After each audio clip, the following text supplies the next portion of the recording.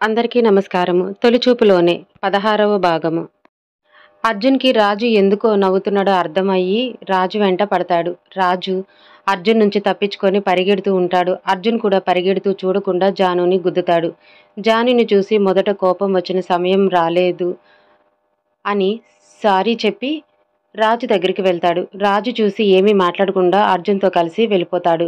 ఇక్కడ జాను మాత్రం తెగ ఆనందపడిపోతూ ఉంటుంది. అర్జున్‌తో అంత దగ్గరగా ఉన్నాను అని తెగ సంబరపడిపోతూ నవ్వుకుంటూ సంధ్య దగ్గరికి వెళ్తుంది.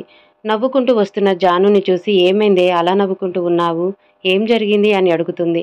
జాను కొంచెం కంగారు పడి ఏమీ లేదు అని చెప్పి క్లాస్ స్టార్ట్ అవుతే వింటూ ఉంటుంది. సంధ్య క్లాస్ విని సాయంత్రం బయటకు వస్తుంది. తన ముందుకి ధనుష్ వచ్చి హాయ్ అని అంటాడు. సంధ్య జాను ఇద్దరు అటు చూసి జాను హాయ్ అని అంటుంది. సంధ్య మాత్రం సైలెంట్గా ఉంటుంది. ధనుష్ సంధ్య జానుతో ఎల్లుండు పార్టీకి వస్తున్నారా అని అడుగుతాడు. జాను వస్తామని చెప్పి అయినా అందరూ వస్తారుగా మళ్ళీ ఎందుకు అడుగుతున్నారు అని అంటుంది. ధనుష్ సంధ్య వంక చూస్తూ ఏమీ లేదు, ఆ రోజు ఒక సర్ప్రైజ్ ఉంది, అందరూ ఖచ్చితంగా వస్తున్నారా లేదా అని మరీ కనుక్కుంటున్నాము, అందుకే ఇప్పటి వరకు అందరినీ అడిగి పనిలో పనిగా మిమ్మల్ని కూడా అడిగి అని అంటాడు. జాను అవునా సరే అని చెప్పి ముందుకు అడుగు వేస్తుంది. తనతో పాటు సంధ్య కూడా వెళ్తుంది. ధనుష్ మనసులో వెళ్ళు ఎల్లుండి నువ్వు నాకు దక్కటం ఎవరు ఆపలేరు అని నవ్వుకుంటూ వెళ్ళిపోతాడు. అర్జున్ రాజు కూడా బయలుదేరి బండి పార్కింగ్ ఏరియాకి వస్తారు. అక్కడ జాను అర్జున్ని అడుగుతుంది ఎల్లుండి పార్టీకి వస్తున్నారా అని. అర్జున్ వస్తున్నాము, జరిపించేది మేమైతే రాకుండా ఎలా ఉంటాము అని చెప్పి ఇద్దరు వెళ్ళిపోతారు. జాను మనసులో ఎల్లుండి నేను నీకు నా మనసులో మాట చెప్పేస్తాను అర్జున్, నీ మనసులో నేను తప్ప ఇంకెవరు ఉండకూడదు అని అనుకుంటూ సంధ్య గుర్తుకు రాగానే సంధ్య నువ్వు నా అర్జున్ని కోరుకున్నావు, అది పెద్ద తప్పు, దానికి నీకు శిక్ష పడుతుంది అని అనుకుంటుంది. జాను సంధ్య దగ్గరికి వచ్చి వెళ్దామా అని అడుగుతుంది. సంధ్య సైలెంట్గా కూర్చొని ఉంటుంది. ఇద్దరు ఇంటికి వచ్చాక జాను కొంచెం చిరాగ్గా సంధ్య అడిగిన అన్నిటికీ సమాధానం ఇస్తుంది. సంధ్యకి కూడా కొంచెం బాధగా ఉంటుంది. జాను అలా మాట్లాడేసరికి తనకి ఇంకా ఇబ్బంది పెట్టకూడదు అని సంధ్య అన్ని పనులు చేసుకుంటూ ఉంటుంది. అలా పార్టీ జరిగే రోజు రానే వచ్చేసింది. అందరూ ఆ రోజు చాలా బాగా రెడీ అవుతారు. జాను అర్జున్కి ప్రపోజ్ చేయడానికి అనుకొని చాలా అందంగా తయారవుతుంది. సంధ్య రెడీ అయ్యి జానుని ఎలా ఉన్నాను అని అడుగుతుంది. లంగా ఓణీలో ఉన్న సంధ్యను చూస్తుంది. జాను ఇంతసేపు రెడీ అయినా సంధ్య ముందు అస్సలు సరిపోవటం లేదు. ఇలా అర్జున్ దీనిని చూస్తే నన్ను అస్సలు పట్టించుకోడు అని అనుకుంటూ సంధ్య అడిగిన దానికి ఏం బాలేదు సంధ్య, మనం వెళ్ళేది పార్టీకి, నువ్వు ఇలా వస్తే అందరూ నీకు పార్టీ కల్చర్ తెలియదు అని అనుకుంటారు, నువ్వు చక్కగా పంజాబ్ డ్రెస్ వేసుకొనిరా, ఎందుకంటే నీకు వెస్ట్రన్ డ్రెస్సులు నచ్చవు, ఇలా వస్తే అందరూ ఎగతాళి చేస్తారు, అందుకని నార్మల్గా వచ్చేసేయ్, ఎవరైనా అడిగితే కొత్త డ్రెస్ పాడైపోయింది అని చేద్దాం అంటుంది. సరే అని సంధ్య పంజాబ్ డ్రెస్ వేసుకుంటుంది.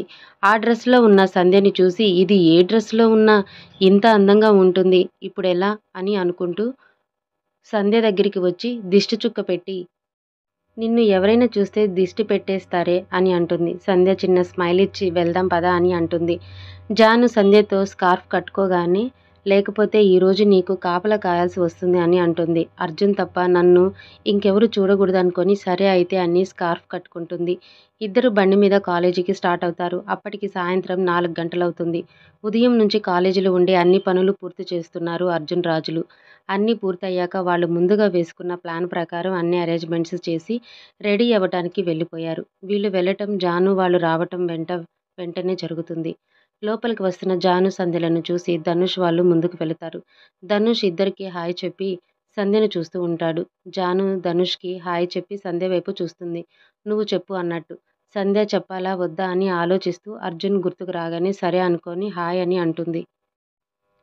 ఈ ఒక్క మాటకే ధనుష్ ఏదో సాధించినట్టు మొహం వెలిగిపోతూ ఉంటే సంధ్య అక్కడి నుంచి తన క్లాస్మేట్స్ దగ్గరికి వెళ్తుంది. జాను ధనుష్తో మాట్లాడి వీళ్ళ దగ్గరికి వస్తుంది. సంధ్య జాను వంక చూసి వేరే వాళ్ళతో మాట్లాడుతూ ఉంటుంది. అందరూ సంధ్య చుట్టూ చేరి చాలా అందంగా ఉన్నావే అంటూ మాట్లాడుతూ ఉంటే జానుకి కాలిపోతూ ఉంటుంది. వీళ్ళు ఇలా మాట్లాడుతూ ఉండగా అర్జున్ రాజులు రెడీ అయ్యి కాలేజీకి వస్తారు. అర్జున్ వస్తూ ఉంటే అందరూ అలా చూస్తూ ఉంటారు. సంధ్య అందరినీ చూసి ఏంటి వీళ్ళందరూ ఇప్పటి వరకు బాగానే ఉన్నారు కదా అని అనుకుంటూ అందరూ ఎటు చూస్తున్నారో అటువైపు తిరిగి ఉంటుంది. పార్టీ కోసమని అర్జున్ తయారయ్యి రాజుతో కలిసి వస్తాడు. వస్తున్న అర్జున్ని చూసి అందరూ అలా చూస్తూ ఉండిపోతారు. అందరూ ఎటు చూస్తున్నారో అటువైపుకు తిరుగుతుంది సంధ్య.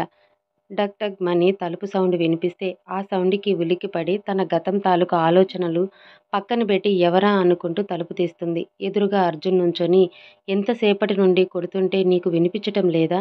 కొట్టి కొట్టి చేతులు పోయాయి అని తన మానాన తను మాట్లాడుకుంటూ ఉన్నాడు.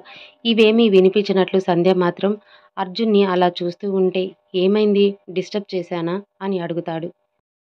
ఈ లోకంలోకి వచ్చి అదేమీ లేదు. నీ కళ్ళు ఎర్రగా ఉన్నాయి ఏంటి అని చూస్తున్నా అంటుంది. అదేమీ లేదు. నా కళ్ళు బాగానే ఉన్నాయి. పద తిందామని చెప్పి వచ్చేస్తాడు. రాజు కూడా వీళ్ళతో కలిసి తినేసి అందరూ పడుకుంటారు. సంధ్య తన రూంలోకి వచ్చి కాసేపు ఆలోచించి పడుకుంటుంది. రాజు అర్జున్‌తో మాట్లాడుతూ మాట్లాడుతూ పడుకుంటాడు. అర్జున్ మాత్రం సంధ్య కళ్ళుని గుర్తుకు చేసుకుంటూ ఉంటాడు. తన కళ్ళల్లో అంత ప్రేమ కనిపిస్తుందేంటి నాకు? అంటే నేను అనుకున్నది నిజమేనా అని ఆలోచిస్తూ ఎప్పటికో నిద్రపోతాడు. ఉదయాన్నే అందరూ రెడీ అయ్యి బ్రేక్‌ఫాస్ట్ కంప్లీట్ చేసుకొని ఆఫీస్‌కి బయలుదేరతారు. అర్జున్ సంధ్యతో, రాజుతో రేపంతా లీవ్ పెట్టేయండి అని చెప్పి, అలాగే సంధ్య నీ స్నేహితులని ఇంటికి రమ్మని చెప్పు అని అంటాడు. ఎందుకు అని రాజు ఆలోచిస్తూ ఉంటే సంధ్యకి రేపు నా ఫ్రెండ్స్‌తో పనేంటి అని ఆలోచిస్తూ ఉంటుంది. వాళ్ళిద్దరిని గమనిస్తూ ఉన్న అర్జున్ రాజుని పిలిచి, ఈరోజు సంధ్యని నువ్వు డ్రాప్ చేసిరా. నాకు చిన్న పని ఉంది. చూసుకొని వస్తా అని చెప్పి సంధ్యని దింపిన తర్వాత నాకు కాల్ చెయ్. రాజు సరే అని కార్ కీస్ తీసుకొని కిందకి వెళ్తాడు. సంధ్య అర్జున్ వంక చూస్తూ నీకు బాగానే ఉంది కదా! ఎందుకు అన్నయ్యని దింపమన్నావు? నువ్వు రావట్లేదా ఆఫీస్‌కి అని అడుగుతుంది. లేదు చిన్న పని ఉంది చూడాలి. అలాగే అమ్మ వాళ్ళు కూడా వస్తున్నారు. కొంచెం అన్నీ చూడాలి కదా! అని చెప్పి నువ్వు ఈ రోజుకి రాజుతో వెళ్ళి సాయంత్రం కూడా రాజుతో తీసుకొచ్చేస్తాడు. నీ కొలీగ్స్ ఫ్రెండ్స్‌ని పిలు రేపు భోజనానికి అని చెప్పి సంధ్యని పంపిస్తాడు. వీళ్ళిద్దరూ వెళ్ళిపోయాక కిందికి వచ్చి అపార్ట్మెంట్ ప్రెసిడెంట్‌తో మాట్లాడి అలాగే వాచ్‌మెన్‌కి కూడా చెప్పి అన్ని అరేంజ్‌మెంట్స్ చేయటానికి బయటికి వెళ్ళిపోతాడు. సంధ్య అర్జున్ గురించి ఆలోచిస్తూ ఆఫీస్‌లో పని చేసుకుంటూ ఉంటుంది. తన స్నేహితురాలు నిషా వచ్చి ఏంటి మేడం గారు తెగ ఆలోచిస్తున్నారు దేని గురించి అని అడుగుతుంది. అర్జున్ చెప్పింది గుర్తుకు వచ్చి రేపు మా ఇంటికి రండి అందరూ అక్కడే మీకు భోజనాలు అని చెప్పి మిగతా వాళ్ళకి చెప్పడానికి వెళ్తుంది. నిషా నవ్వుకుంటూ వెళ్ళిపోతుంది. సంధ్య సాయంత్రం ఆఫీస్ బయటకు వచ్చి అక్కడ పనిచేసే లేడీ ఇన్ఛార్జ్ కూడా చెప్తుంది. ఇంతలో రాహుల్ వచ్చి సారీ సంధ్య చాలా తప్పుగా ప్రవర్తించా అని అంటాడు. సంధ్య నార్మల్‌గానే రియాక్ట్ అయ్యి అతనిని కూడా పిలుస్తుంది. రాజు రాగానే కారులో వెళ్ళిపోతుంది. ఇంటికి వచ్చేసరికి అందరితో మాట్లాడుతూ కనిపించాడు అర్జున్. ఏంటి ఆఫీస్‌కి వెళ్ళకుండా ఇక్కడ మీటింగ్ ఏంటి అని అనుకోని వీళ్ళ దగ్గరికి వస్తుంది. అది చూసి అర్జున్ అందరితో నార్మల్‌గా మాట్లాడుతూ ఉన్నాడు. సంధ్య రాగానే పిల్లలు, పెద్దలు అందరూ పలకరించి వెళ్ళిపోతారు. రూమ్‌లోకి వచ్చి సంధ్య అన్నీ ఆలోచిస్తూ ఉంటే అర్జున్ ఆ రూమ్‌లోకి వచ్చి సంధ్య చేతిలో ఒక కవరు పెడతారు. అది చూసి ఏంటి ఇది అని అడుగుతుంది.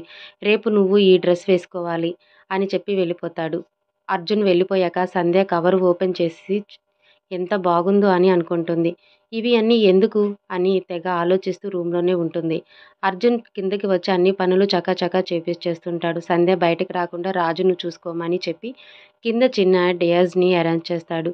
సంధ్య తన రూమ్‌లో నుంచి బయటకి రాకపోవటంతో రాజుకి పెద్దగా ఏమీ టెన్షన్ పడలేదు.